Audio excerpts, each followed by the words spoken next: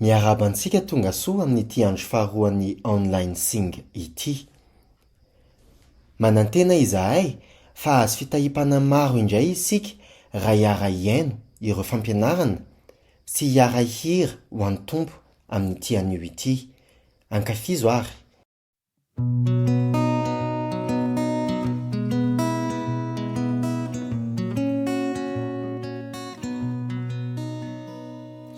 Averiva Danio si puninau andamitra mira safeu camira ufana vutandeipe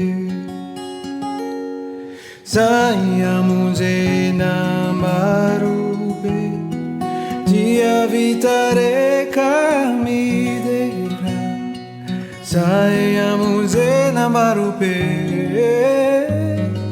dia vitare camidera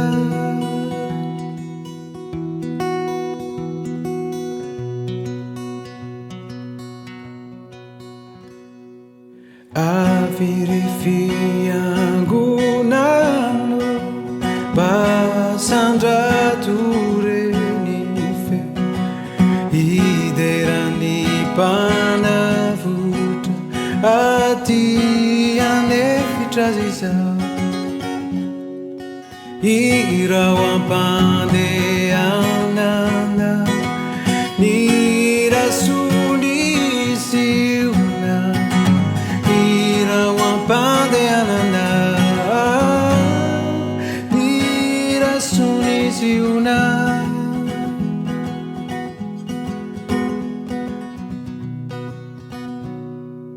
Avirivu avuzio Kami falia fuku Fafatuzayanario Mira essa feu camira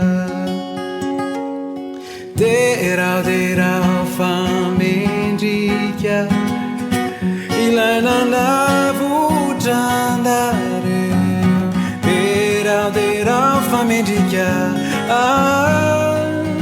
Ilainana vujandare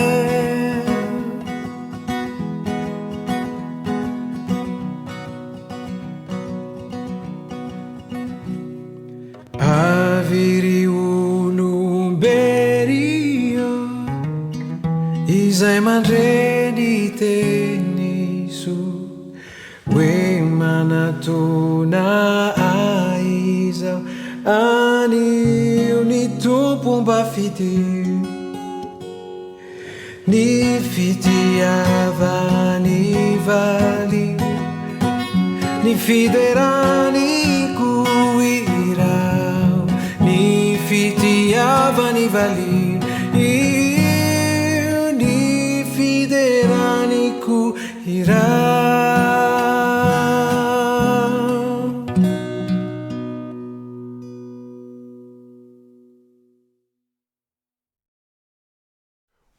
Satria didin'Andriamanitra isika hira dia izay no ataontsika. Ato amin'ny Parish Church aty Balantoy akaiky ny tranonay aty Irlanda no misy ahy ary tahaka ny fiangonana maneran-tany dia feno izy ity rehefa alahady.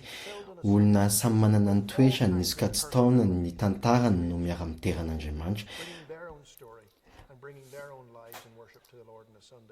Mahavariana fa rehefa miresaka momba ny fiangonana, ny fiainana sy ny finoana izao sy ny namako rehefa tafaraka dia manan-kolazana tsara avokoa izy ireo. Fa raha vao miresaka momba ny fihirana dia samy milaza daholo hoe tsy tia mihira, tsy mahay ary mitady izay fomba hialana amin'ny fihirana mihitsy aza. Ny Baiboly anefa mandidy antsika hihira. Miverina 50 ny baiko hoe mihira ary misy teny efa 700 aza no mifandraika amin'ny hoe fiderana, fankalazana, fanandratana. Ny didy hoe mihira no miverina imbetsaka indrindra ao amin'ny Baiboly. Tena zava-dehibe izany ary endrika tsy fankatoavana ny tsy fihirana. Ho antsika mpitarika fiderana tsy izay tia mihira ihany no tariantsika fa ny fiangonana iray manontolo mba ho tena iray rehefa alahady.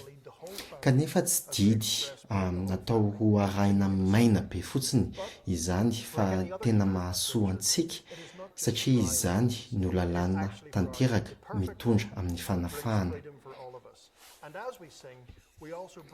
Ary rehefa mihira isika dia tena manotra ny tenantsika iray manontolo ho an'ny Tompo.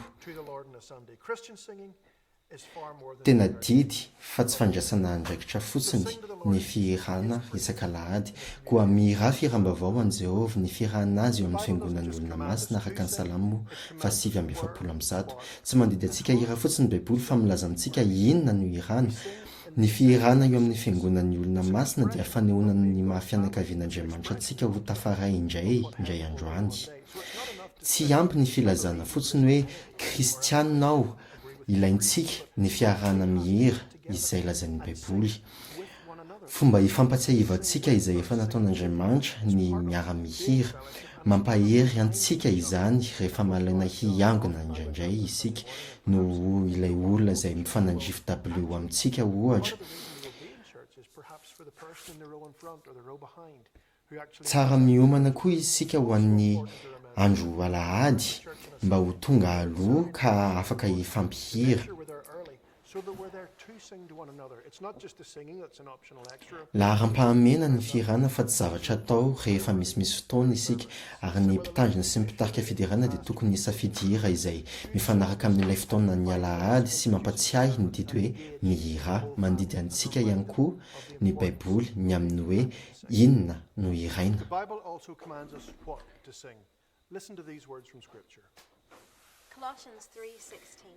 Kolosianina 3:11 aoka ny tenin'i Kristy toetra betsaka ao aminareo amin'ny fahendrena rehetra dia mifampianaraka amin'ny fananara amin'ny salamo sy ny fihirana ary ny tonkiram-panahy mihira amina fahasoavana ao am-ponareo an'Andriamanitra.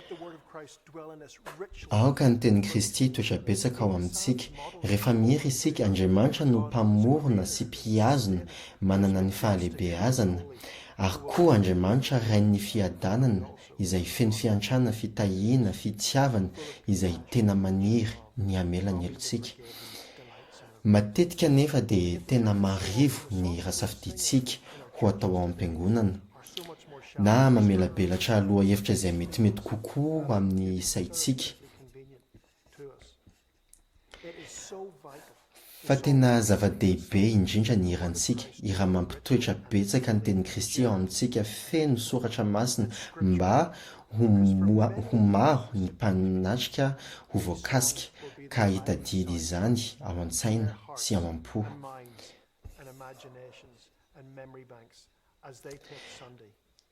Milaza amintsika ny fomba tokony hirantsika koa ny Baiboly. Kolosianina 4:15 mihira amin'ny fahasoavana ao am-ponareo ho an'Andriamanitra, mampatsiahy tokoa ny lazain'ny mpanao salamo sy izay lazain'ny Paoly anatin'ny tonombavany sy ny hirany izany, ary eny mampatsiahy antsika koa ny hiran'ny lanitra izay hirantsika amin'ny fahasoavana izany. Koa rehefa mihira isika dia tokony hanampy ny hafa hatakatra ny alalan'ny toempo feno fisaorana izay entintsika amin'izany. Indraindray isika mety ho miavonavona na mieboebo aza na mahatsapa-tena ho ambany ka mahatsiahy ho voadona. Ny fisaorana dia tena fanitsiana izany, ary izany no antony andrin'ny Baiboly izany. Ny fisaorana ihany koa no mamaritra ny fo entina midera. Raha eritreretina amin'ny konteksta tsotra ohatra hoe mandritra ny lalao ka manohana ny ekipan'i Irlanda na ny Liverpool ao, na rehefa mankalaza ny tsingeritaona nahaterahan'olona iray ka mira ho azy dia tena maneho fankasitrahana ilay ekipa na ilay olona isika rehefa mihira. Koa mainky aza ny lanjan'izany rehefa miangona ny olon'Andriamanitra ka manandratra fisaorana ho an'ny Tompo noho ny amin'ny fanantenana, ny fiainana, ny hery ary ny hiran'izy ireo. Ary raha misy vahiny mandalo ao am-piangonantsika ka tsy mahita izany dia tena afaka manontany izy ireo hoe tena mankasitraka an'Andriamanitra tokoa ve isika? Ny fon'ny Baiboly dia tsy ny hanarantsika didy fa ny hanafantsika ny Kristy, ary Kristy dia naneho tamintsika fa tao anatin'ny fotoana nanjombona indrindra sy mafy indrindra taminy dia naneho ohatra ho antsika izy tamin'ny fihirany. Matio toko fahenina amby roapolo ary raha mbola nihinana izy dia nandray mofo Jesosy ka noho ny efa nisaotra izy dia novakiny ka natolon'ny mpianatra ary hoy izy raiso ano ity no tenako ary nandray kapoaka izy ka noho ny efa nisaotra dia natolony azy ka nataony hoe sotroanareo rehetra ity fa ity ny rako dia ny amin'ny fanekena izay halatsaka ho an'ny maro famelan-keloka ary lazaiko aminareo fa hatramin'izao dia tsy mba hisotro itony vokatry ny voaloboka itony intsony aho mandra-piavin'ny ny andro ahako misotro izay vaovao aminareo any amin'ny fanjakan'ny raiko ary rehefa nihira fiderana izy dia lasa nakany amin'ny tendrombohitra oliva salamy faharoa amby roapolo Andriamanitro nahoana dia mahafoy ahy ianao lavitra ny famonjenany tenin'ny fitarainako Andriamanitro miantso aho noho ny andro nefa tsy mamaly ianao ary noho ny alina nefa tsy mahita fiononanao kanefa masiny ianao ry mipetraka eo ambonin'ny fideran'ny Israely ianao no nitikin'ny razanay natoky izy ka namonjy azy ianao.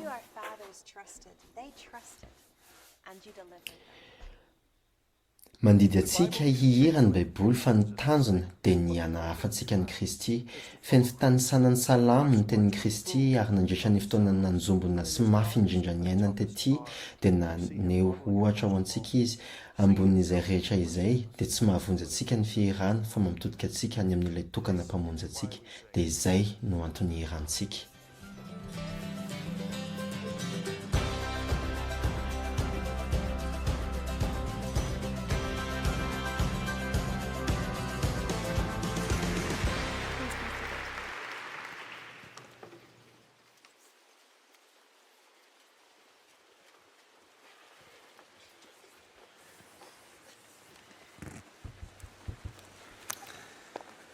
Raha manana baiboly ianao dia sokafy ao amin'ny apokalipsy toko fahafito izany.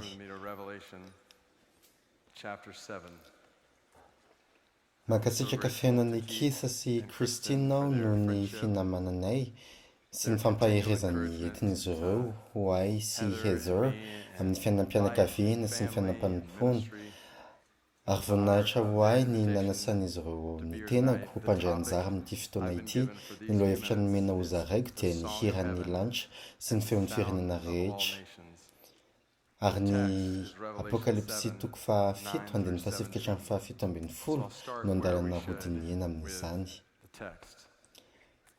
Koa hanomboka ary isika amin'ny famakiana ny tenin'Andriamanitra.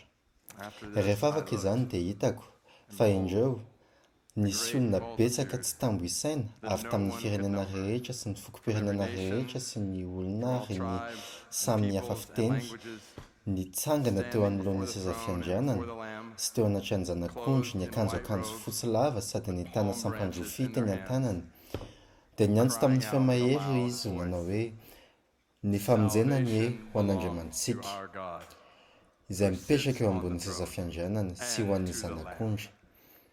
Ary ny anjely rehetra nitsangana manodidina ny seza fiandrianana mba amin'ny olona sy ny zava-manan'aina efatra dia niankohaka teo anoloan'ny seza fiandrianana izy ka nivavaka tamin'Andriamanitra nanao hoe Amen.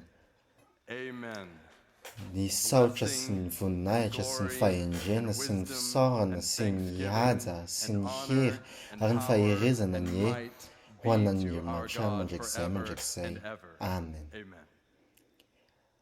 Ary nanankiray tamin'ny lohona namaly ka nanao tamiko hoe iza moa ireo miakanjo fosy lava ary tafitaiza izy fa hoy izy ao taminy tompoko ianao no mahalala dia hoy izy tamiko ireo no avy tamin'ny fahoriana lehibe ary ny akanjo nosasany sy nofotsiny tamin'ny ran'ny zanak'ondry ary noho izany dia mitoetra anoloan'ny seza fiandrianan'Andriamanitra izy ka manompo azy andro aman'alina eo amin'ny tempolony ary ilay mipetraka eo ambonin'ny seza fiandrianana dia hamelatra ny trano ilainy handrakotra azy tsy honona na angetahita intsony ireo ary tsy haninona azy intsony ny masoandro na izay hafanana akory fa ny zanak'ondry izay eo afovoan'ny seza fiandrianana no mpiandry azy ka hitondra azy ho amin'ny loharanon'aina ary ho fafan'Andriamanitra ny ranomaso rehetra amin'ny masony.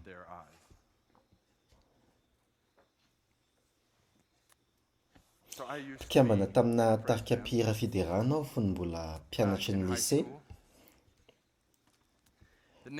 New Jerusalem no anaran'ny tarika nisy ahy ary mpitendry piano no anjara toerako. Ny olana kely anefa dia tsy nahay nitendry piano firy aho. Saingy tsy nisy nahay mihoatra ahay taminay rehetra ka izao no natao mpitendry piano. Mpitendry piano tena mahay ny reniko, ary ny marina dia nampianatra nitendry piano karazana ankizy maro tao an-trano izy nandritra ny taona maro. Nilona tanatin'ny fanatanjahantena aho tamin'izany ka volana vitsy ihany no mba nianarako nitendry. Anisan'ny zavatra tena nanenenako teo amin'ny fiainana izany. Soa anefa fa rehefa voafehinao ny karazana naoty tahaka ny hoe G,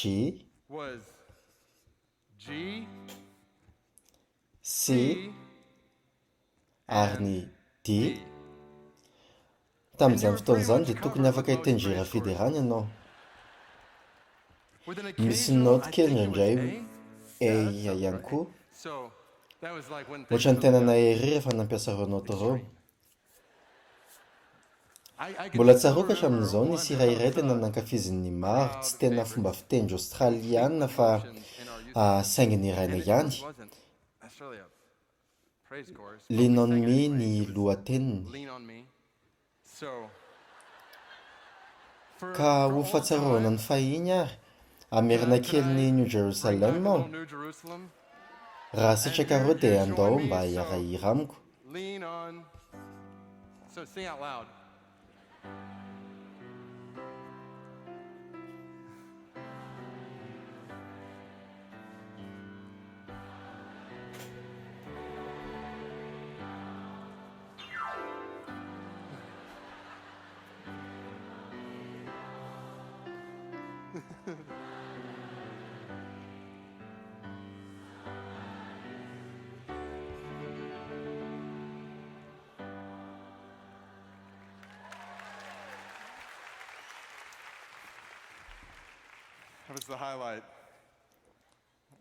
Tsy ary mbola nitendry tamin'izany sy teny hoe mizany mihitsy aho.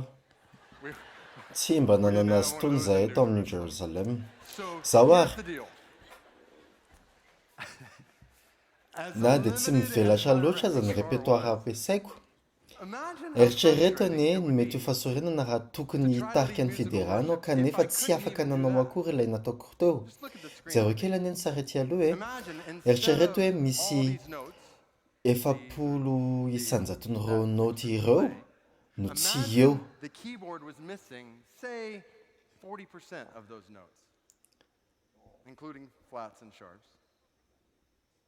Ary tsy hoe tsy eo fotsiny, fa tena hoe tsy mbola nisy hatr'izay. Raha izany no izy dia tsy hoe tsy feno fotsiny ny hira, fa tena tsy afaka niraina mihitsy aza. Mino aho fa tsy misy hira afaka niraintsika tamin'ity conférence ity raha tsy nisy ireo naoty ireo. Ary izay no sary tiako ampitaina aminareo anio.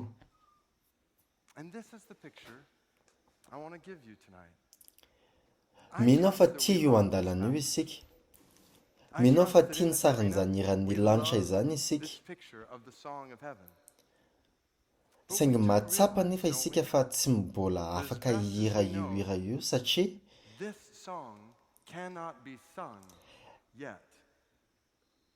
efapolo isanjaton'ny mponina maneran-tany, 700 isanjaton'ny fokom-pirenena raha ny marina no tsy afaka mihira izany. Toy ny naoty tsy ampy amin'ny piano iray izy ireo. 700 isanjaton'ny fokom-pirenena maneran-tany no tsy afaka mihira ny amin'ny famonjen'Andriamanitra. Nahoana? Satria tsy mbola naheno akory ny amin'ny famonjen'Andriamanitra izy ireo. Tsy mbola nisy nilaza izany taminy. Tsy hoe efa naheno ny amin'ilay zanak'ondrin'Andriamanitra izay novonona noho ny fahotan'izao tontolo izao izy ireo ka nandahy izany. Fa tena mbola tsy nisy nanambara ny fahamarinana taminy akory. Ary ny fanontaniana izay tiako apetraka amintsika anio anatin'ity toerana vonton'ny filazantsara ity dia ny hoe manelingelina antsika ve izany? Satria raha ny tena marina dia toa tsy dia tena manelingelina antsika loatra izany. Mandany dolara an-tampitrisany isika amin'ny fototra fitrasa sy fitaovana mba hahafahan'ny Amerikanina isan-tsokajiny fotsy amin'ny ankapobeny miaraka midera amin'ny fiteny iray. Saingy vola tena kely no afontsika ho fandikanan'ny tenin'Andriamanitra amin'ny fiteny aman'arivony izay tsy manana izany. Ora maro tsy voaisa no lantsika hanomanana sy hamerenana ny fizotran'ny fanompom-pivavahany kanefa minitra vitsy no fohitsika mba hieritreretana ny azo atao ho an'ireo olona anarivony izay tsy afaka manatanteraka fanompom-pivavahana satria tsy mahalala ilay mpamonjy izay mentrim-piderana izy ireo. Toa misy zavatra tsy milamina rehefa vitantsika ny mamadika hira fiderana ho lasa orinasa mampiditra dolara an-tapitrisany ho antsika. Kanefa tsy vitantsika ny mitondra ny filazantsara amin'ireo olona telo faingo roa lavitrisa. Toa misy zavatra tsy milamina rehefa tsy mitsahatra miady hevitra ary eny mifanditra azy isika ny amin'ny fiderana eo anivon'ny fiangonana kanefa misy olona telo lavitrisa izay tsy mbola naheny amin'ny fomba hatongavana any an-danitra no mizotra ho any amin'ny helo izay maharitra mandrakizay.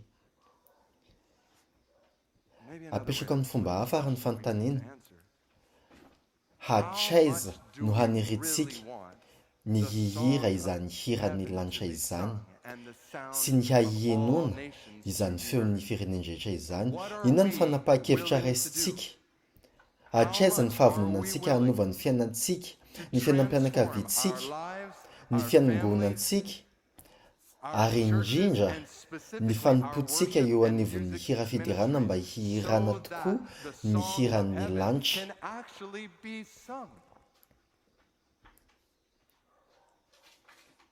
Andeha henona izay lazain'ny Apokalipsy 7:7-7.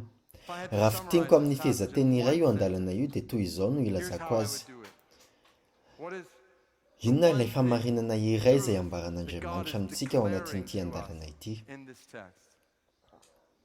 Manambara Andriamanitra fa ny hiran'ny lanitra dia hahenona feo avy amin'ny firenena rehetra, ny foky rehetra, ny fiteny rehetra izay midera an'Andriamanitra noho ny amin'ny fanafahany antsika amin'ny ota, ny fanafahany antsika amin'ny fahoriana, ny fahafampony ny fanahintsika izay maharitra mandrakizay. Izany ka fanambarana, izany ka fahamarinana. Alaivo sary an-tsaina ny izany fotoana izany. Vahoaka betsaka tsy voaisa, tsy olona mameno kianja hijery baolina kitra izay mety ho tonga 5 sy 7 alina raha be indrindra no resahana eto, fa olona marobe tsy tambo isaina. Eritrereto izany hoe ny firenena rehetra izany ary tsy ny firenena amin'ny mahatany azy no resahana na fivondronam-pirenena toy izay fantatsika ankehitriny tahaka ny firenena mikambana izay hivondrona ny firenena mihoatra ny 200 ireo foky rehetra maneran-tany ary raha velabelarina mihitsy izany mba ahazontsika azy tsara hoe ny fokom-pirenena rehetra ny olona rehetra ary ny samy mihafa fiteny no resahana eto. Ny Joshua Project dia milaza fa misy karazan'olona mizara 7,1 alina mazava tsara maneran-tany ary misy fiteny karazany 7,000. Afaka alainao sary an-tsaina ve hoe ny tsirairay avy amin'izy ireo no miara-mihira amin'ny feo mafy? Manahoana ireny fahenona izany? Manahoana izany hoe ny Tukulor avy any Afrika andrefa, ny Lamponga avy any Indonezia, ny Tchétchénia avy any Caucasia avaratra, ny Mon avy any Myanmar, ny Azor avy any Brésil, ny Hutus sy ny Tutsis, ny Koreana tavaratra sy ny Koreana tatsimo, ny Rosiana sy ny Ukrainiana, ny Saudiana sy ny Somaliana, ny Baloka avy any Pakistan, ny Pashtun avy any Afghanistan no manandratra hira amin'ny feo iray. Ary inona ny hira irainy amin'izany? Famonjenany ho an'Andriamantsika izay mipetraka eo ambony seza fiandrianana sy ho an'ny zanak'ondry. Hideran'Andriamanitra isika rehetra no ny fanafahany antsika amin'ny ota. Mareo fa akanjo fotsy lava no anaovantsika eto, akanjo izay voadio tamin'ny rà dia ny ràn'i Jesosy ilay zanak'ondrin'Andriamanitra. izay nanesitra ny fahotantsika. Ahoana no tongavana fotsy izay akanjo sasany tamin'ny rà? Fahagagana ambony fahagagana rehetra izany voahaisitra tanteraka ny fahotantsika, ary mitazona sampandrofia isika maneho an-tsara ny fandraisentsika ny ota sy ny fahafatesana izany, ny fahafahana tanteraka amin'ny fahoriana, ho lasa zavatry ny lasa izany fahoriana izany, araka ny 14:7. Ary ny 15:15 dia milaza fa ilay eo amin'ny seza fiandrianana no hamelatra an'ilay ka handrakitra antsika ny loha hevitra miverina matetika amin'ny apokalipsy dia isika hiaraka aminy. Tamin'ny volana febroary 7 raha efa nianana tamin'ny zanaka nomen'Andriamanitra anay izay mivady dia napetrak'Andriamanitra tao am-ponay nandritra ny fotoana manokana niarahany amin'ny vady ny hanangana zaza indray. Tamin'ny volana janoary 2024 3 andro mialohan'ny fotoana andehananay haka ilay zanakay i JD na Jeremiah Daniel dia nandray fampilazana izay fa hiemitra ny afaka herinandro vitsivitsy ny fangalanay azy noho ny tsy mikaretina izay nanomboka nianaka tamin'izany fotoana izany. Tsy nanampoa nefa fa ny herinandro nanjary lasa volana ary ny volana nanjary lasa taona mihitsy azy. Ary vao iray volana katroka izay no nahazonay ilay antso an-tariby izay efa nentinay ambavaka isan'andro, nilaza taminay fa afaka mandeha maka sy mitondra ny zanakay hody izahay. Vao tamin'ny herinandro izay no tafaverina an-trano nitondra ny zanakay ka tafaraka amin'ny ankohonana izy ankehitriny. Indreto misy sariny JD vitsivitsy.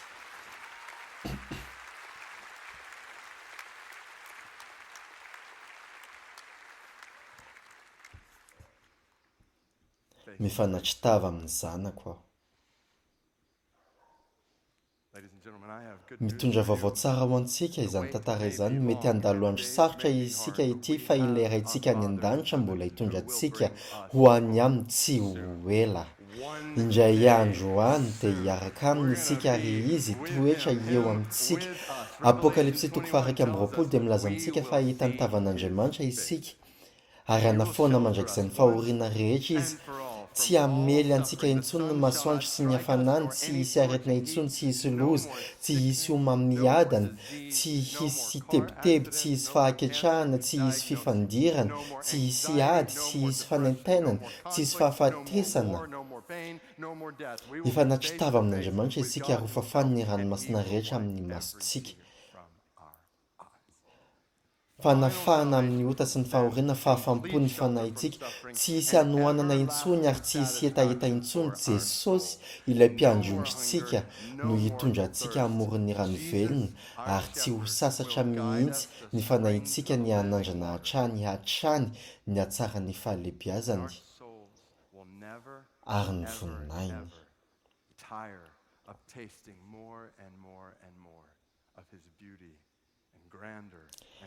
Alefy sary an-tsaina fotsiny izany, tsy voafetra Andriamanitra sy ny momba azy rehetra.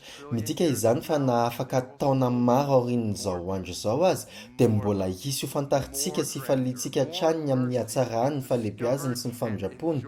Izao no lazain'ny Stephen Sy azy tao anatin'ny lahateny nataony momba ny mandrakizay an'Andriamanitra, na dia taona maro any aoriana any azy, ny fitahiana dia mbola ho mamy sy mahamelombelona hatrany toy ny tamin'ny voalohany nanandramana azy voalohany. Fony mbola noana sy nangetaheta isika. Ny voninahitry ny tompo dia tsy hitsatra ny iseho fa ho feno hery hatrany, hamokatra sy hamiratra atao zava-baovao, hamanome aina sy hanazava ary loharano mandrakizay. Mahafapo ny faniriana lalina indrindra, izany no vokatry ny firavoravoana amin'ny ilay Andriamanitra mandrakizay sy tsy voafetran'ny fotoana. Ary tsy zavatra mety hitranga fotsiny izany fa tena toky omen'Andriamanitra antsika ao amin'ny teniny. Ny hiran'ny lanitra dia hahenoana feo avy amin'ny firenena rehetra, ny fokom-pirenena rehetra, ny fiteny rehetra mideran'Andriamanitra noho ny amin'ny fanafanany amin'ny ota, ny fanafahana amin'ny fahoriana sy ny fahafampony fanantsika maharitra mandrakizay.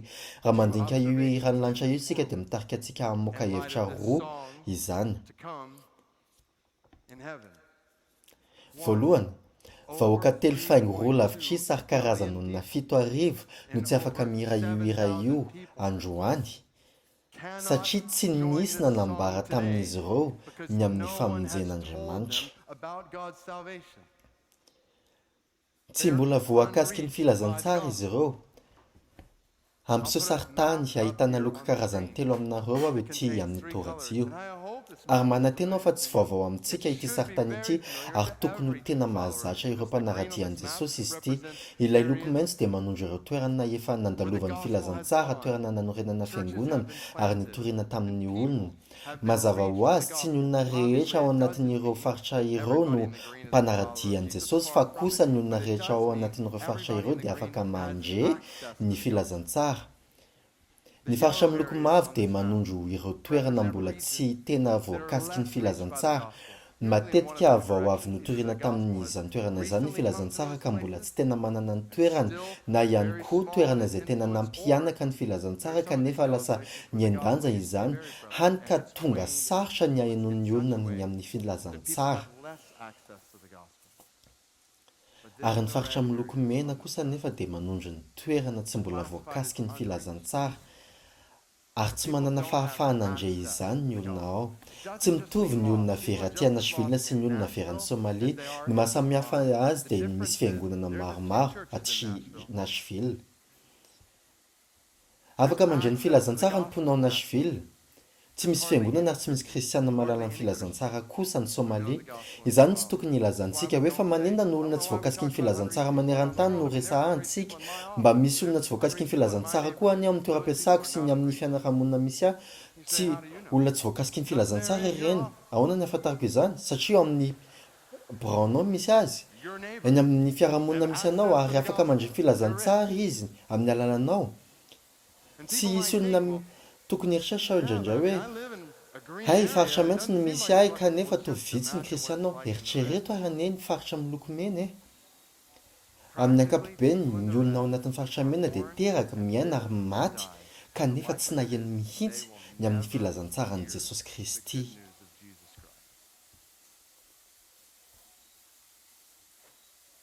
Misy eo amin'ny 3 faingo roa lavitrisa eo nisan'izy ireo. Akany andiny ao amin'ny Romana 10:12 aho, ahoana ary no ahafahan'izy ireo mihira ho an'ilay tsy ninony akory, ary nahoana no inony raha tsy mbola nahare momba azy izy.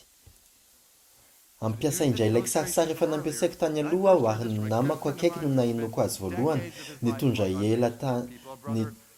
ela tany amin'ireo toerana izay tsy voakasiky ny filazantsara izy ary tsy misalasala miantso azy Hudson Taylor moderne. Izy ny teny hoe David, alefo sary an-tsaina hoe noty amina piano an-danitra ilay vondron'olona samihafa ka ny noty na ny vondron'olona iray dia namboarina hamoaka feo manokana iteran'Andriamanitra, ary indray andro any dia hiara-iredona ireo noty ireo ka ho tonga amboaram-peo fideran'ireo voavitra manome voninahitra ny anaran'Andriamanitra. Ankehitriny anefa dia mbola misy eo amin'ny noty na vondron'olona 7,000 eo no mbola tsy afaka mamoaka feo fiderana ho an'Andriamanitra.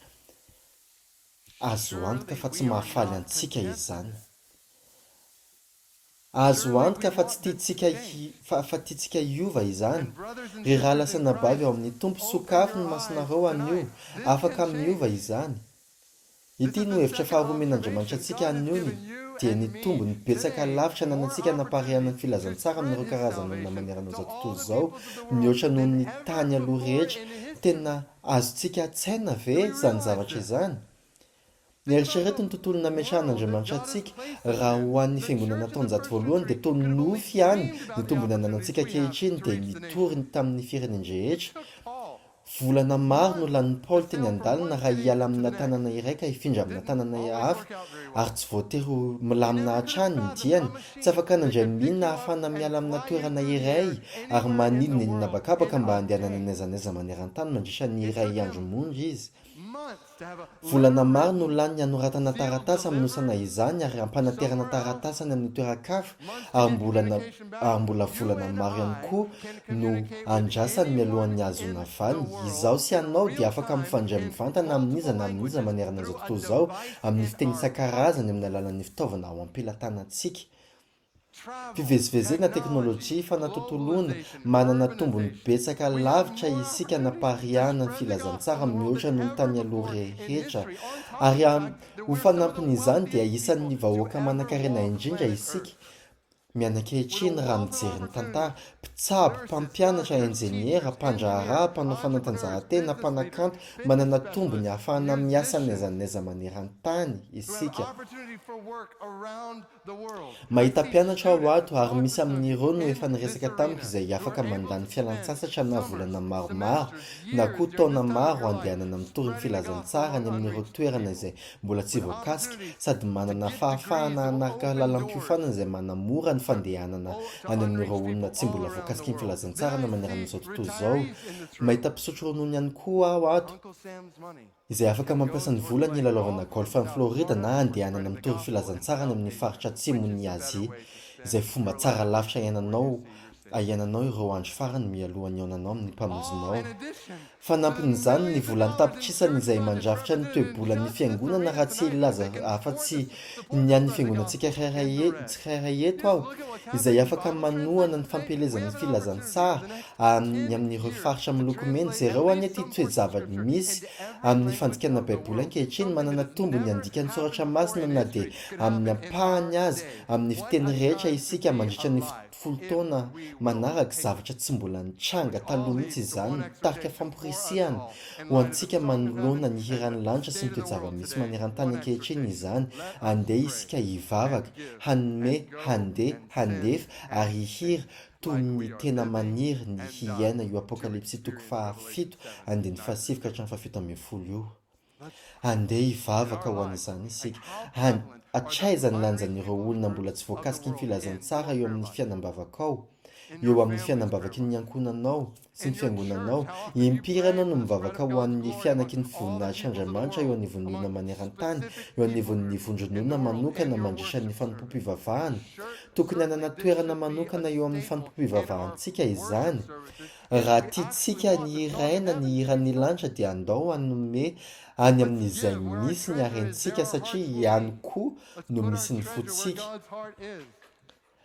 andao mametraka ny harentsika ny amin'izay misy ny fon'Andriamanitra eo amin'ny fiainantsika eo amin'ny fianakaviantsika eo amin'ny fiangonantsika sy ny teti-bolantsika andao ametraka ny harentsika any amin'ny fideranan'i Jesosy any amin'ireo olona mbola tsy mahalala an'i Jesosy ka handefa sy aniraka olona isika araka izay hitarihan'ny fanahy antsika eto amin'ity toerana ity sy ireo manaraka ny trano raha misy olona telo lavitrisa tsy mbola voakasika ny filazantsara dia azo antoka fa hitarika olona anjato na avy eto amin'ity toerana ity Andriamanitra mba handeha ary ny fiangonantsika tsy misy ankanavaka dia antsoina handefa olona jereo ny amin'ny asan'ny apôstôly toko 7 nanao fanompom-pivavahana ho an'Andriamanitra sy ny fadihanana ireo mpino ary ny fanahy masina dia nanokana ny Barnaba sy Saoly ka nandefa azy ireo ny fiangonana. Ny fideranan'Andriamanitra eo anivon'ny fiangonana dia miteraka misionera ho any amin'izao tontolo izao izany no mitarika antsika hametraka ny fanontaniana hoe raha tsy mandefa misionera avy ao amin'ny fiangonana ho an'ny amin'izao tontolo izao isika dia tena manao fanompom-pivavahana ho an'Andriamanitra tokoa ve isika koa andeha hivavaka hanome hizotra andeha haniraka ary andeha hira toy ny hoe fanomiana ny apokalipsy toko 7 isika koa eto hampamaranana ity famporisihana ity ao dia te hangataka aminareo tsirairay avy n'aiza misy anao andeha hiara-andohalika mialohan'ny hatoriana androany alina n'aiza misy anao andeha hiaraka hitondra am-bavaka andeha hiaraka hitondra ireto tonom-bavaka ireto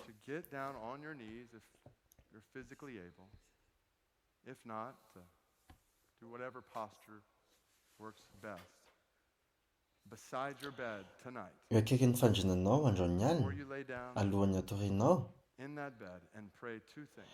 dia eto am-bavaka ireto tonom-bavaka anankiroa First, ireto I want to ask ny voalohany dia mivavaha ka manontanian'Andriamanitra raha tiany handeha ho any amin'ireo faritra miloko mena ianao.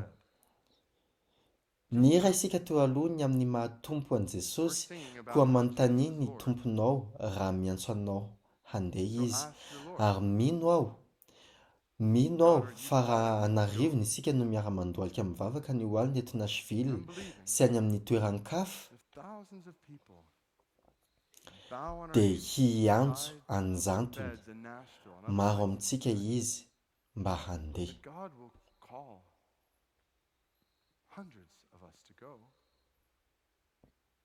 And then Ary ny tondravaka faharoa I want to dia ask ny mba you, handefasan'Andriamanitra olona maro. Lord, please Izany no send out didiny multitudes. no didiany Jesosy mba hoentintsika mivavaka. This is what Jesus Ary commanded ka us. izay lazainy hoe be ny vokatra fa ny mpiasa ny vitsy koa mangata amin'ny tompony vokatra mba hampandehana ny mpiasa hamory ny vokatra. Koa ny angatahako aminareo anio dia izay efa nadidiany Jesosy antsika koa mangataha aminy ny andefasan'ny mpiasa maro ary raha ny marina ny andefasan'ny mpiasa avy eo anivon'ny fiangonana amin'ny toerana misy anao sy ny ampiasany ny seha-panompoana misy anao hahatanterahana izany. In that local church toward that end. Koa vonany tondra ireo tombavaka roa ireo ve ianao eo In fact, I want to anatran'Andriamanitra. ask you, Atsangany vetivety aloha ny tanan'ireo izay vonona ny andohalika ny alina mialoha ny atoriana ka hangataka amin'Andriamanitra assuming you're physically hoe able to do so, and pray those two things. God, Tompo, you want me to tianao go? andevy aho. Tompo mandefasa olona maro koa atsangano ary ny tananao raha vonona ny hanonona ireo tombavaka Pray ireo those ianao. two things. Would you just raise your hand?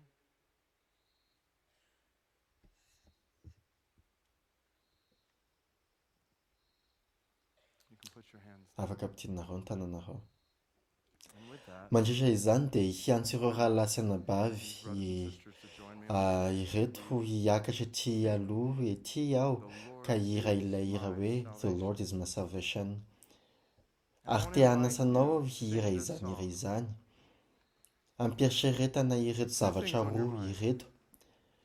Ny voalohany dia ny Apokalipsy 7:7-10 ka miderahan'Andriamanitra tokoa satria izy no famonjenantsika miderahan'Andriamanitra satria marina aminao ny tononkiri miderahan'Andriamanitra satria isan'ireo And at the same amboara-peo isan'izany amboara-peo izany ianao. song together Ary faharoa on behalf of miara-mira isika sady misolo tena ireo rehetra izay mbola tsy afaka mira izany hira izany.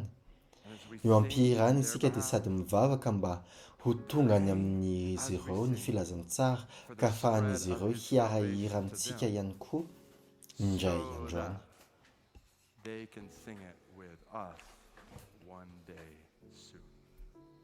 Will you stand with me?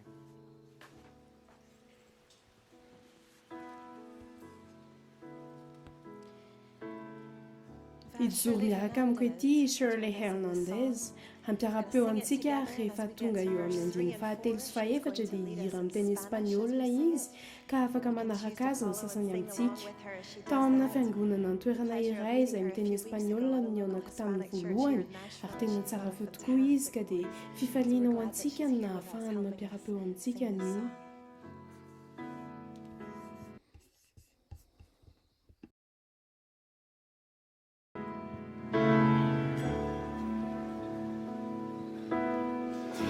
The grace of God has reached for me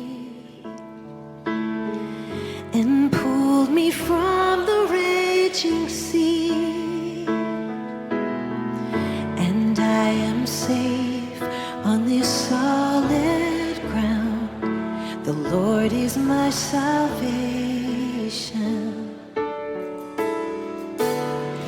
I will not fear when darkness falls. His strength will help me scale these walls. I'll see the dawn of the rising sun. The Lord is my salvation. Who is like the Lord our God, strong to save, faithful in love? My debt is paid and the victory won. The Lord is my salvation.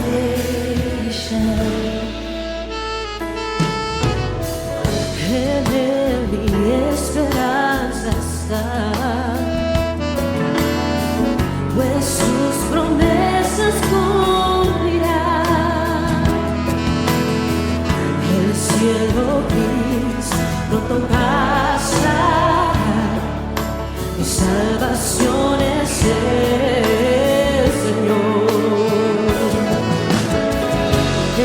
tiempos de necesidad. Perdida en mi debilidad, su gracia fiel me restaurará. Mi salvación es el Señor. ¿Quién es como el Señor mi Dios? Salvador, amoroso y fiel, mi Salvador, en la cruz venció. Mi salvación es el Señor. And when I reach my final day, He will not leave me in the grave, but I will rise. He will call me home. The Lord is my salvation. Who is like the Lord our God? Strong to save, faithful in love. My debt is paid and the victory won. The Lord is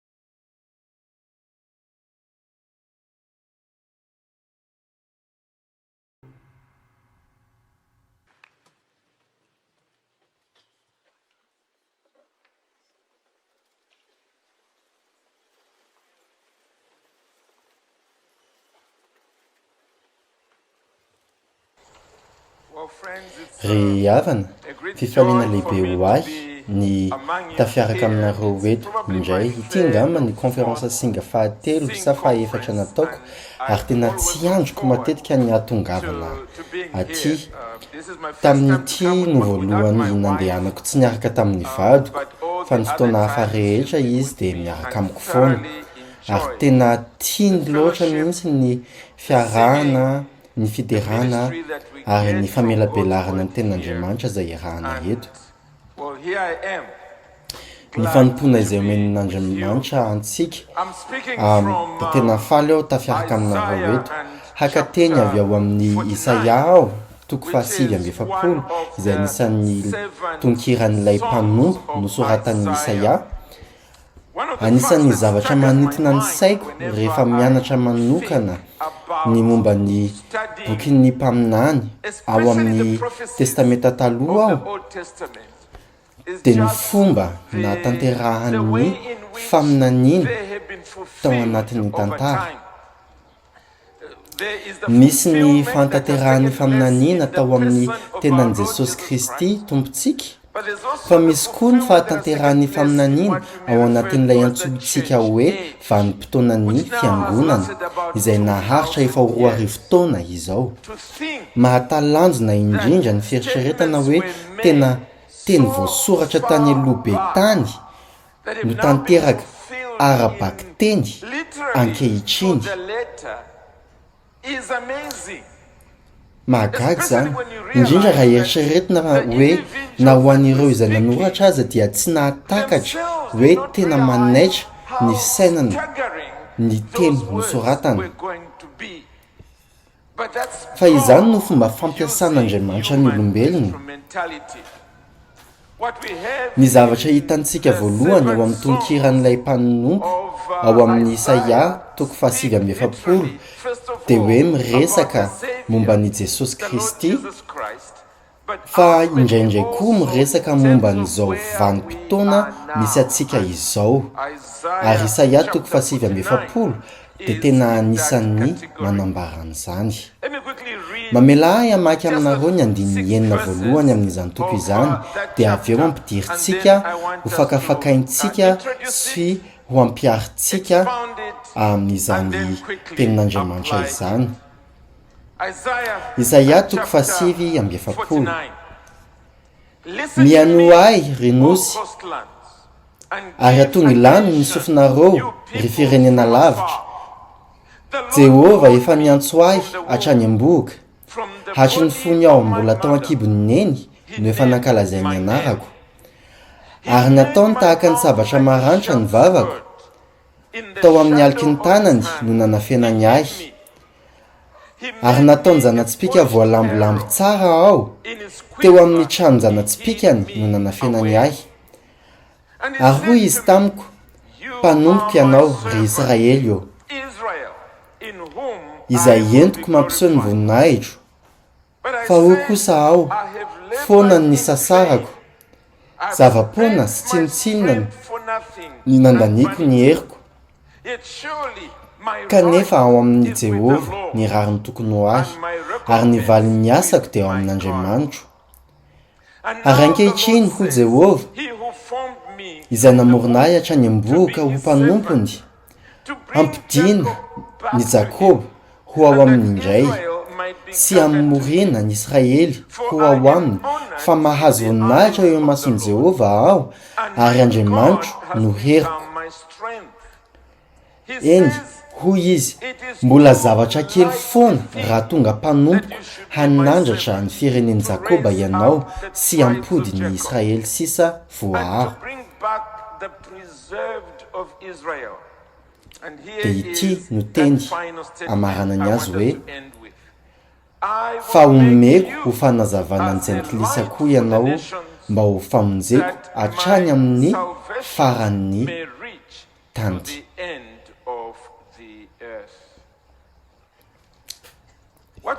Eto isika no mahita ny hira faharoan'ilay mpanompo ao amin'ny Isaia. Ny voalohany dia hita ao amin'ny toko 2:7, ny fahatelo amin'ny toko fahadimapolo ary ilay tena fantadaza indrindra dia ny ao amin'ny toko faharoa amby dimapolo ka hatramin'ny toko fahatelo amby dimapolo. Io farany io tsaroantsika tsara fa io ilay tao amin'ny boky ny asan'ny apôstôly novakian'ilay tandapa etiopianina rehefa niaona tamin'ny Filipo izy ka nanontany iny hoe iza moa no lazain'ny mpaminany amin'izany, ny tenany va sa olo-kafa? Ary dia nampiasain'ny Filipo izany fotoana izany mba hanambarana aminy lalam-pamonjena ao amin'i Jesosy Kristy. Ary izany fotoana izany dia nitarika ho amin'ny fiovam-pon'ilay tandapa etiopianina. Ny faharoa no raisintsika manokana.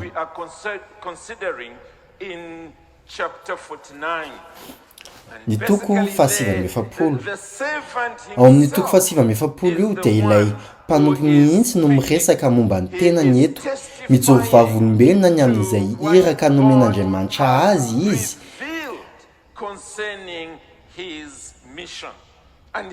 Ary dia miantso ny nosy rehetra izy mba hiaino izay holazainy. Mihaino ahy ry nosy, hoy izy, manondro ny firenena rehetra ambonin'ny tany. Ary atonga lano ny sofinareo ry firenena lavitra.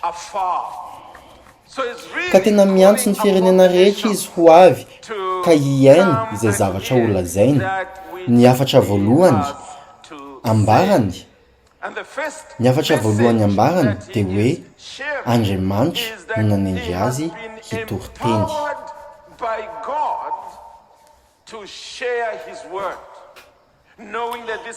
Ary tanteraka tao amin'ny tombo Jesosy izany. Ilay hafatra ambarany dia ilay inoko fa antony nahatongavanareo eto dia ny filazantsarany famonjena amin'ny alalan'ny tena sy ny asan'ny zanak'Andriamanitra irery ihany. Dia hoy izy eto hoe ary nataony zanatsipika voalambolambo tsara aho teo amin'ny trano zanatsipika no nanafenany ahy. Ary nataony tahaka ny sabatra maranitra ny vavako izay manindrona ny fon'ireo izay mbola very ka mamerina azy ho ao amin'ny iray. Ao anatin'ity hiran'ilay mpanompo ity dia mahita tahaka ny toe-javatra mahaketraka isika. Ny antony izany dia na dia mahery aza ny hafatry ny fanambarany dia tsy dia tena hoe mitondra ilay vokatra izay nandrasana avy taminy. Dia toa lasa tafalatsaka anaty fahaketrahana izany ity mpanompo ity. Lasa miahiahy noho tsy fampiny vokatra. Efa hitantsika tao amin'ny andinin'ny fahaefatra izany sa tsy izay? Fa io kosa aho foana ny nisasahako, zava-poana sy tsinitsininy no nandaniko ny heriko. Soa ihany fa izany fahaketrahana izany dia mbola manana lafiny tsara. Mbola mahatoky an'Andriamanitra tompony hatrany ilay mpanompo. Ka izao no ambarany hoe kanefa ao amin'i Jehovah ny rariny ny tokony ho ahy ary ny valinasako dia ao amin'Andriamanitra. Ary eto isika no mahita kiondalana anatin'ity firan'ilay mpanompo ity. Avy niresaka momba ny tsy fampian'ny vokatra izy. Dia izao indray mihaino an'Andriamanitra izy. Andriamanitra dia manana hafatra hafa ary izany hafatra izany dia tahaka ny milaza hoe na dia tahaka ny tsy ahitam-bokatra aza ianao ankehitriny, ny planina napetrako sy ho tanterahiko amin'ny alalanao dia andeha mihoatra alavitra ny Israely, hahatratra ny firenena rehetra eran-tany.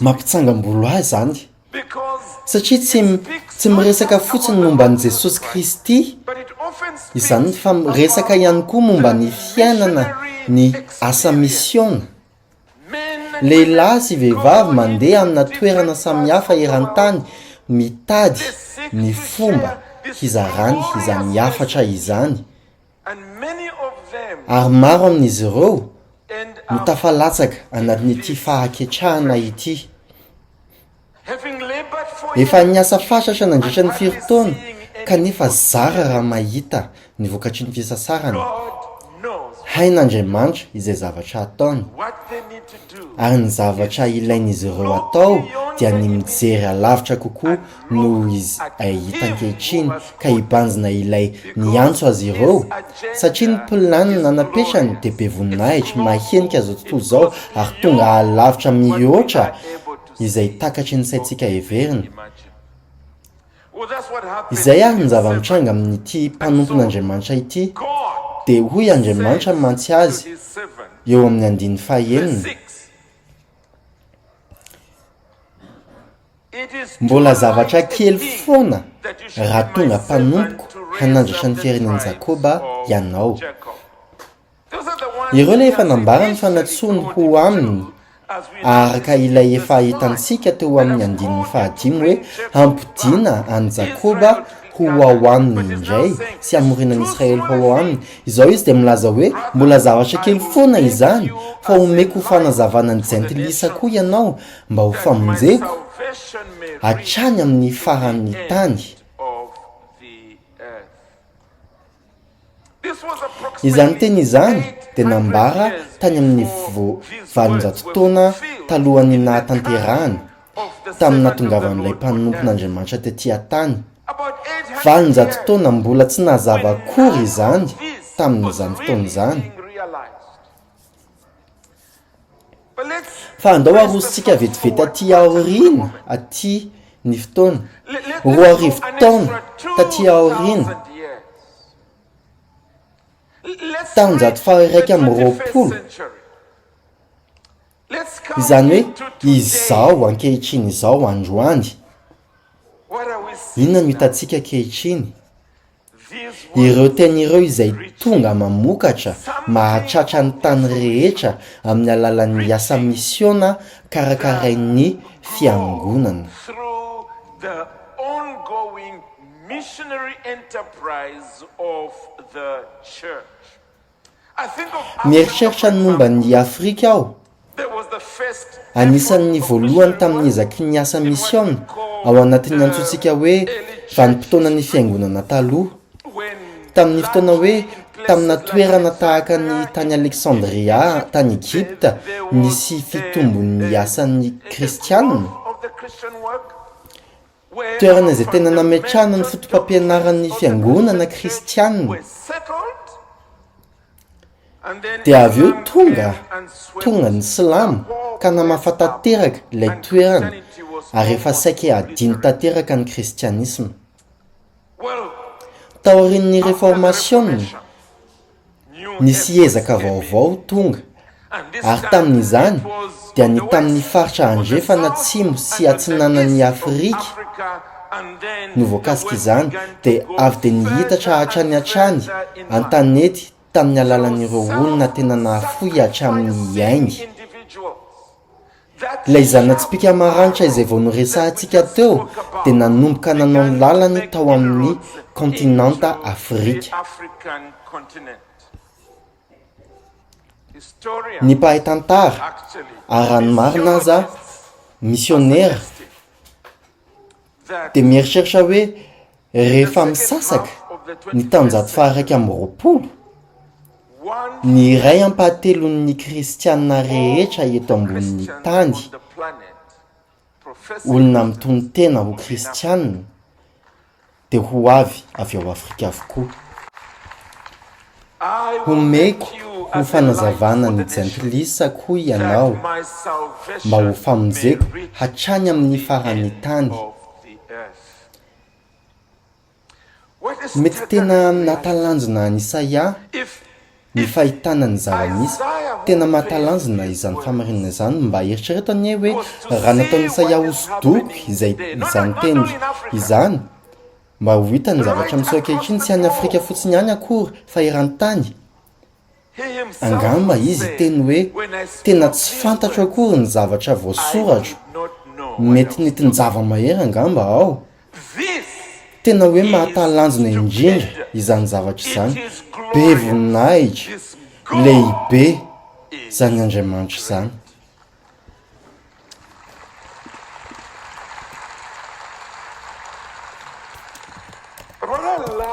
Fa ny tena tiako momba ilay teny vao novinahiko tamintsika teo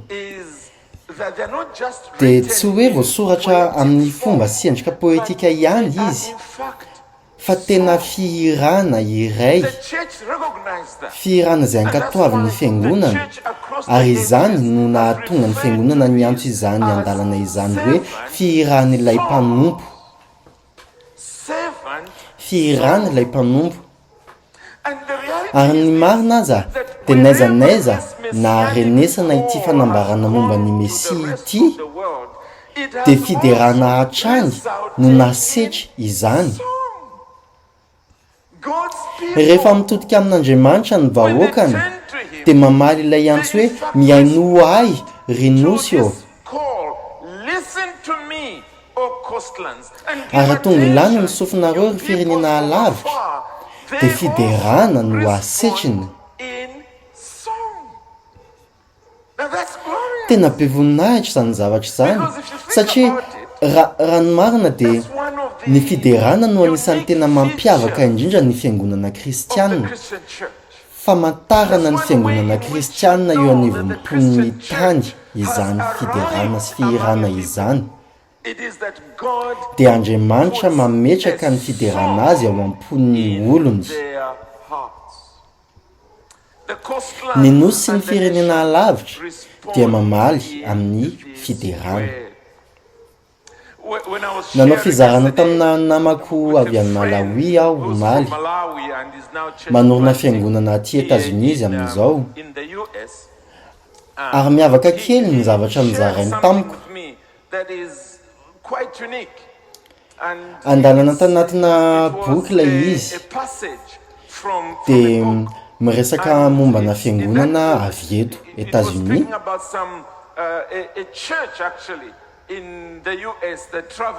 Izay nandeha tany Cambodge dia nandalo tamina toerana nisy pretra boudista izy ireo.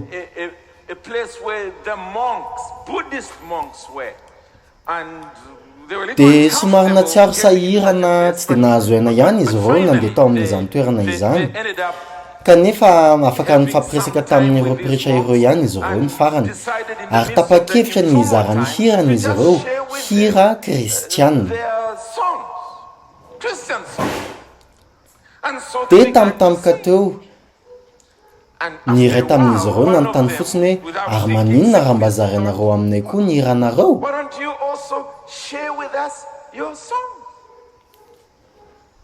Dia ohatra ny hirahira kely vetivety teo ireo pretra boudista ireo, dia tamtampoka teo dia nijanona. Dia nisy anankiray tamin'izy ireo no teny hoe raha ny marina dia tsy mihira izany zahay. Mazava ho azy, inona no hirainy eo? Inona? Tsy misy.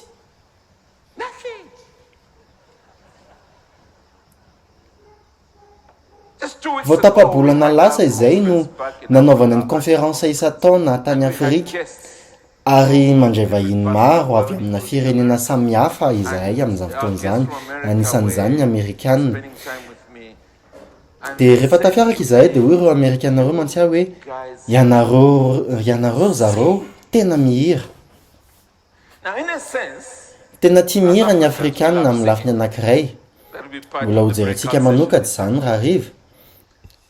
Fa ny tiako tenenina dia izao, tena miavaka avo zato avo arivo eny ny fiderana kristianina noho ny fanavotana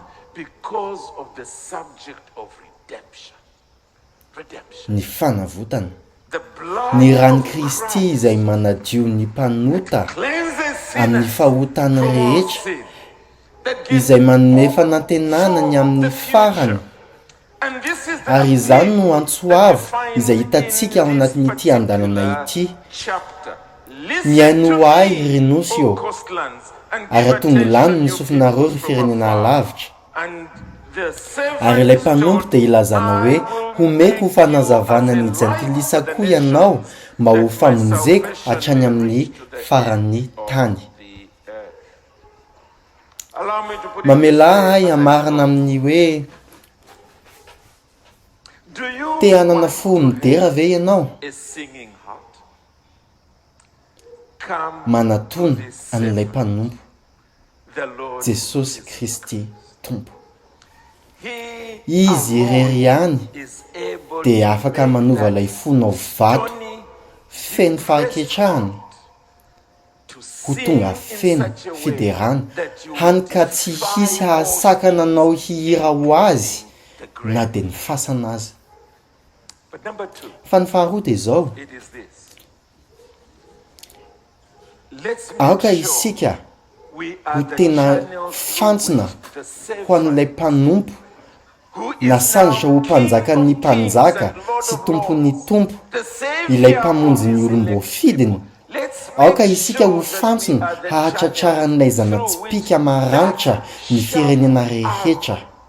will continue to reach the nations. Let's put in Andao our afotsika time. ny fotoanantsika, andao afotsika ny volantsika, andao afotsika ny zavatra rehetra ananantsika, andao andefa ny zanakalaintsika sy ny zanakavavintsika alavitra mba ho rentsika That from manako miverina ty amintsika here ilay fiderana ny tompontsika, back to us. That the gospel mba ho tratra ilay tanjona faratampon'ny filazantsara ultimate end. As the raha miombona amintsika ny nosy sy ny firenena lavitra miara-mamerina in rehearsing ireo great firanan'Andriamanitra that izay arahantsika together mihira we ratrizay. will sing for Andao, all eternity. andao Let's do ho efa itsika ny anjarantsika. Amen.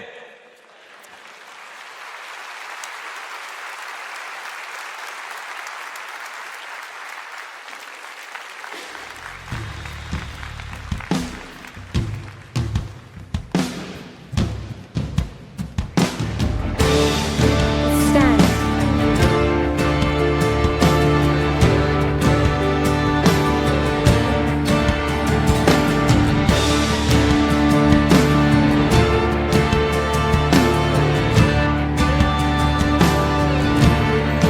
Oh, church, rise and put your armor on. Hear the call of Christ our captain. For now the weak can say that they are strong in the strength that God has given. With shield of faith and belt of truth, we'll stand against the devil's lies. An army bold whose battle cry is love, reaching out to those in darkness.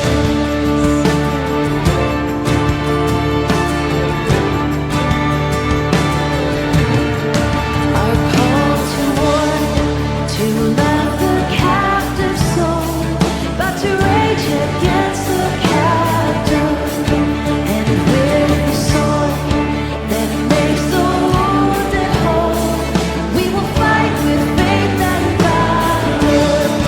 When faced with trust on every side, we know the outcome is secure. And Christ will have the prize for which He died, an inheritance of nations.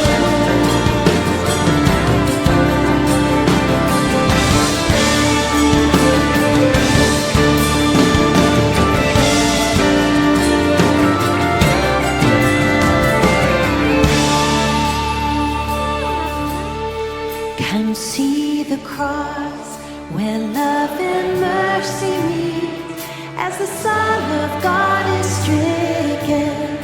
then see his foes like crushed beneath his feet. For the conqueror has risen, and as the sun is rolled away, and Christ is righteous forever.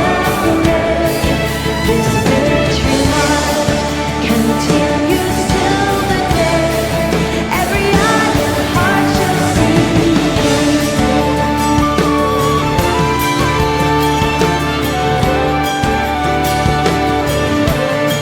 So Spirit come, put strength in every stride, give grace for every hurdle, that we may run with faith to win the prize of a servant good and faithful, and saints above, stay out the way, retelling treasures of His grace.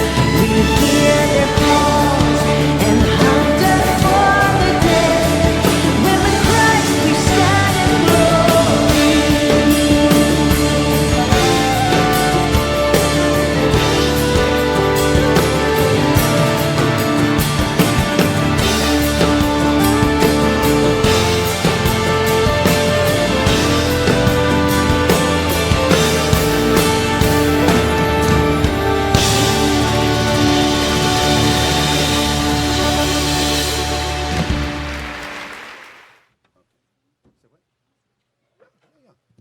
Why don't you all stand?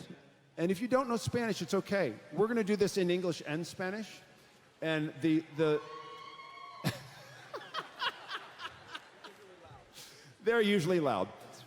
The language that we'll be singing will be the one on top. But if you want to sing the line below in the other language, that's fine. All right?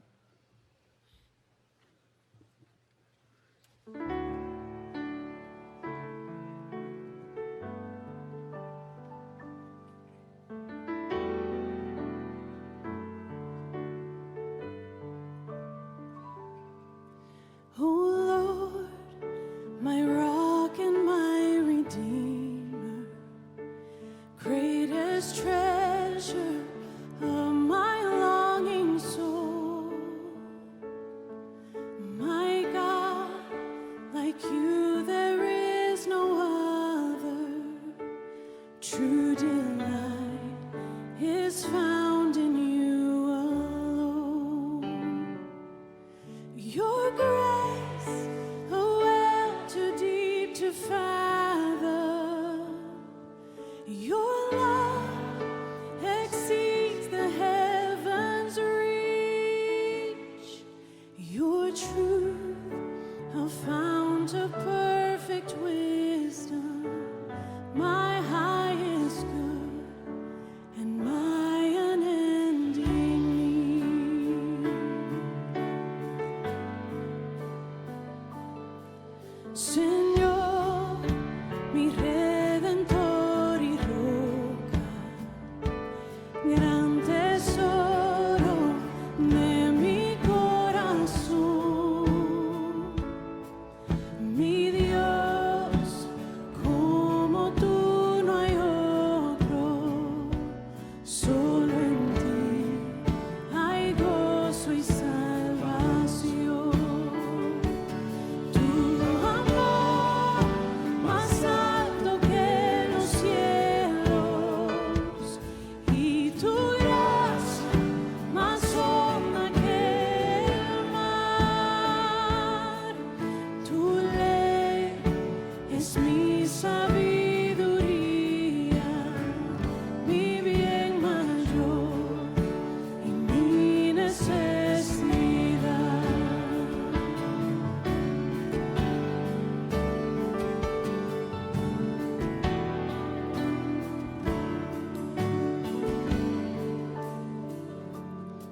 Señor, mi redentor y roca, de mi vida fuerte defensor. Señor, tú eres mi espada contra el mal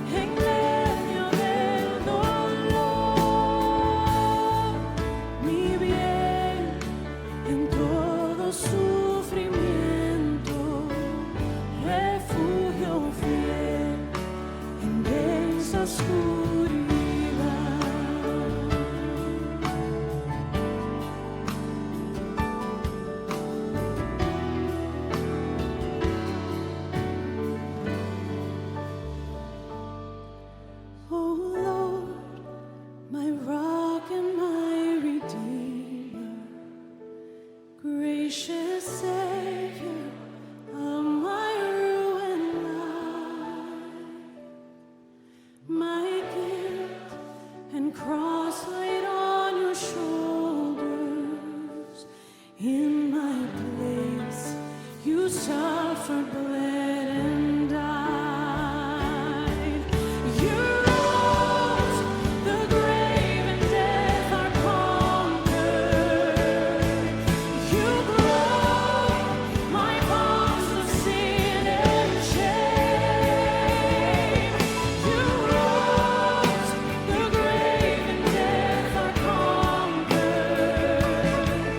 You broke my bonds of sin and shame. Oh Lord, my rock and my redeemer, may all my days bring glory to your name. Quiero vivir mis días para ti.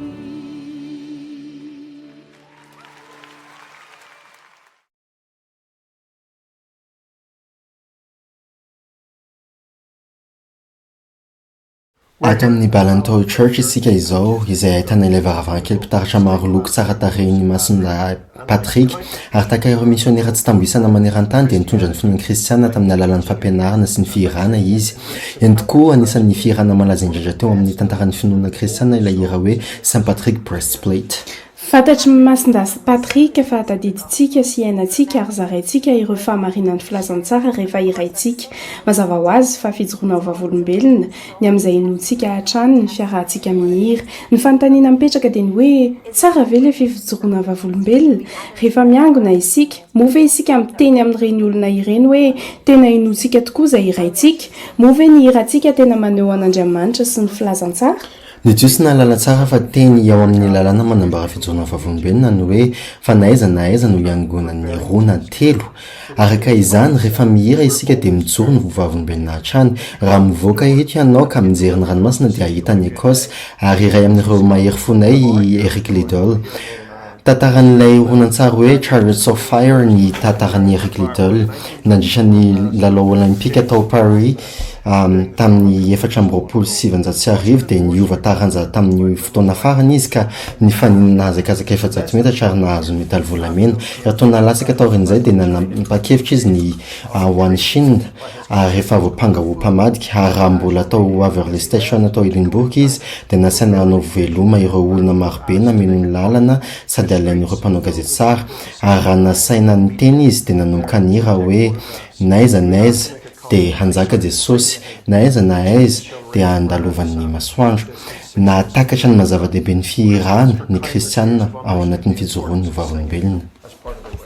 Nanana tombontsoa lehibe izahay niaona sy nahafantatra mpampianatra baiboly sy misionera marobe izay nanome haingam-panahinay ary maro tamin'ireo fiantsoana azy ireo amin'ny fanompoana sy ny fanoloran-tenany ary ny fiainany ny finoana kristiana no novolavolain'ny raha-pivavahana no irainy indrindra ireo izay no irainy fon'izy ireo mbola zaza niaraka tamin'ny ray aman-dreniny. Ary rehefa mijery ny tantarany Amy Carmichael sy Eric Liddell izahay dia mahita ihany koa fa maro amin'ireo mpitandrina sy mpampianatra izay niasa taminay no voavolavolan'ny hira no irainy fony fahazaza. Hoy Cliff Barrow hoe misy zavatra manintona mafy ny olona avy any ivelany rehefa mahita ny olon'Andriamanitra mihira. Tsy afaka ampitahaina amin'izay hitanao rehefa mijery fampisehoana na fahita lavitra mihitsy izany hoe zavatra iainana manokana izay mitondra ny olona ho amin'ny finoana izany. Mety izy isika ho eo amin'ny toeran'ireo olona avy any ivelany izay tsy mbola mino mijery antsika efa pino raha miditra anaty fiangonana izy ireo ka mijery ireo olona tonga miangona sy antsoina mba hihira nefa tsy mihira fa manao tanana paosy miondrikondrika mijery ny tongony na ilaozany mijery fotsiny izay mitranga eo anoloany. Tsy eritreritra ve izy ireo fa tsy tena manandanja amin'ireto mpiangona ireto akory ilay hira na hoe tsy tena tafiditra tsara ao anatin'ny fampitana ny afatry ny finoana kristianina akory izy ireo rehefa mihira. very ny fahavoazana teraka izany amin'ny fijoroantsika vavolombelona amin'izao tontolo izao. Tsy ankilany every kosa nefa raha misy olona iray miditra ao am-piangonana ka mahita fiangonan'olona pino tsy mitovy taona sy tsy mitovy ny tontolo ny aviana, miara-mijoro, miara-mihira, feokira iray amin'ny fofinaina iray, ny tononkira iray ary manambara zavatra iray amin'ny fotoana iray, amin'ny pasahiana sy rispo, satria ny hirantsika dia tokony atao amin'ny pasahiana sy ampandresen-dahatra ary amin'ny keripo ary tokony hanana fana ny fon'ny olona ho amin'ny filazantsara. Marin'izany fony mbola zao dia notenenina matetika hoe mihira tsara fa mety ho vavolombelona ianao. Tena marina izany isak'izay mihira isika dia mijoro vavolombelona, mety amin'ireo ankizy, mety amin'ireo izay mbola tsy mpino, mety amin'ireo vahiny mitsidika na amin'ny olona tao anatin'ny tokom-pihira foana izay nefa tsy mba nahitany Kristy akory. Noho izany dia manandanja ny rasafidytsika, tokony hoeniky ny filazantsara ary tokony hazava-tsara, tsy hoe hevitra tsotsotra na fiteny mahafinaritra no heverinay fahamolavola olona ho amin'ny filazantsara, fa ny fanolorana mazava ny filazantsara, ny fitantarana ireo tantara, ny fitarihana ny olona ao anatin'ny dia, ny ahafahany manana fijery mitombona sy tsara ary lehibe an'Andriamanitra, ary ahafahany miara-mihira izany amintsika. Fantatsika fa rehefa iraina ny zavatra dia mora tadidy, amin'izany dia manana fahafahany isika hameno ny saina sy ny fon'ny olona amin'ny filazantsara mba hahafahan'izy ireo mitondra sy miaina izany rehefa mivoaka ny fiangonana.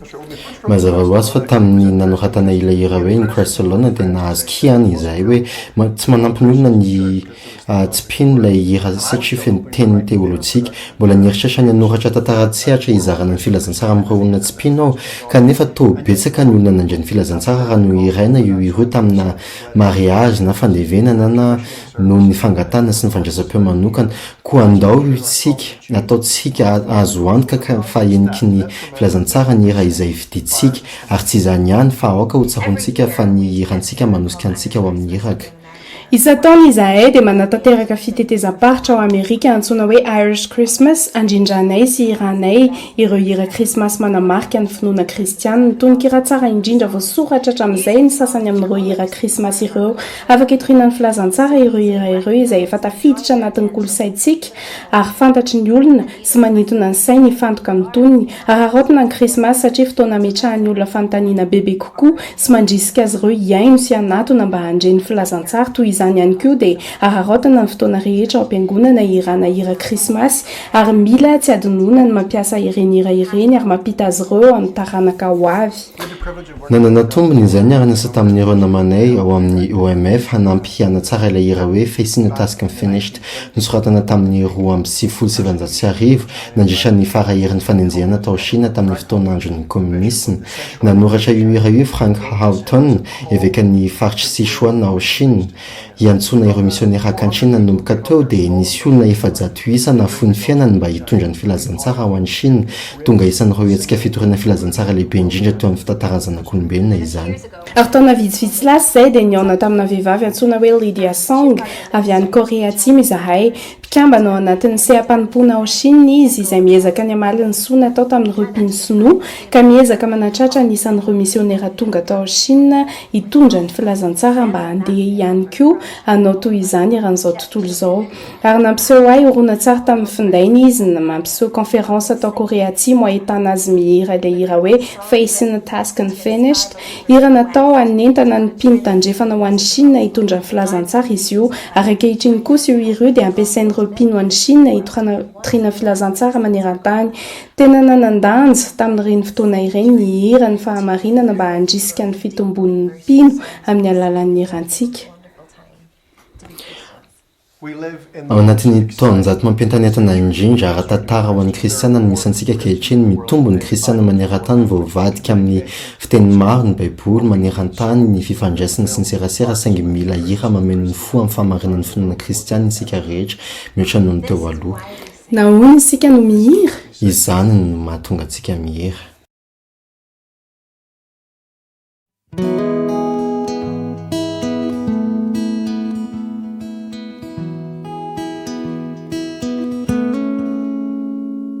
Mirafiram-baovao ho an'i Jehovah ry tany, mirafirana ho an'i Jehovah.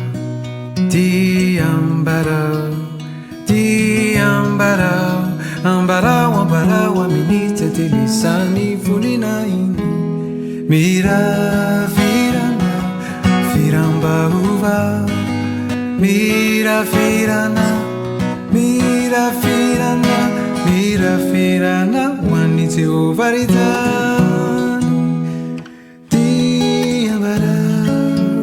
diabarao amin'ny tetilisany voninainy abarao amin'ny tetilisany fa Jehova